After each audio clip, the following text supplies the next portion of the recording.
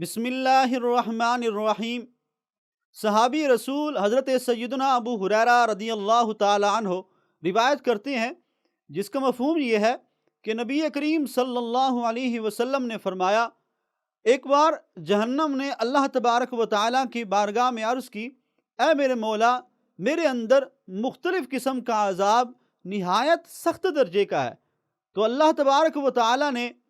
جہنم کو 2 سانس لینے کی اجازت عطا فرمائی، ایک سانس سردی میں اور ایک سانس گرمی میں۔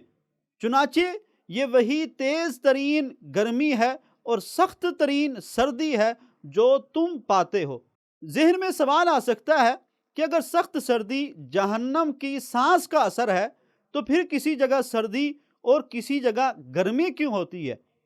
اس کا جواب یہ ہے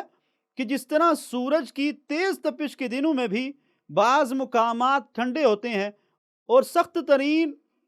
سردی کے اندر بھی بعض مقامات گرم ہوتے ہیں، اسی طرح جہنم کی سانس کی وجہ سے پیدا ہونے والی سردی اور گرمی کا اثر بھی مختلف علاقوں میں مختلف ہوتا ہے۔ عام لفظوں میں یوں سمجھیے کہ اللہ تبارک و تعالی جس قدر چاہتا ہے، جس جگہ چاہتا ہے گرمی کا اثر ظاہر فرما دیتا ہے اور جس جگہ چاہتا ہے سردی کا اثر ظاہر فرما دیتا ہے۔ اب اس معاملے میں صاحب ایمان کو کیا عمل اختیار کرنا چاہیے؟ آئیے ایک روایت سنتے ہیں۔ روایت میں آتا ہے کہ جو شخص سخت سردی والے دن کہے لا الہ الا اللہ ما اشد برد ھذا اليوم، یعنی اللہ کے سوا کوئی عبادت کے لائق نہیں، آج کتنی سخت سردی ہے،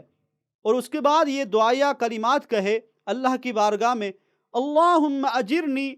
من زمہریر جہنم، یعنی اے اللہ تو مجھے سخت سردی یعنی جہنم کی سخت سردی سے بچا لے۔ تو اللہ تبارک و تعالی جہنم کو مخاطب ہو کر فرماتا ہے، ان عبدا من عبادی قد استجارنی من زمہریرک،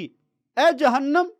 بے شک میرے بندوں میں سے ایک بندے نے تیری سخت سردی سے پناہ مانگی ہے،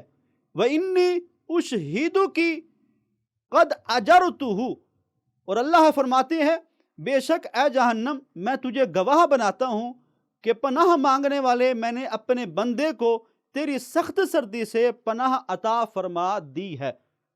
چنانچہ ناظرین کرام، سردی کی شدت میں ہمیں سردی کی رٹ لگانے کی بجائے اللہ تبارک و تعالیٰ کی بارگاہ میں رجوع کرنا چاہیے، اور اللہ تعالیٰ کی بارگاہ میں ایسے اعمال سے گریز کرنا چاہیے جو ہمارے لیے جہنم اور عذاب کا سبب بنے، بلکہ ہمیں ایسے اعمال کی طرف جانا چاہیے کہ جن اعمال کی وجہ سے ہمیں جہنم کی سخت سردی سے اللہ تعالیٰ کی حفظ و امان نصیب ہو۔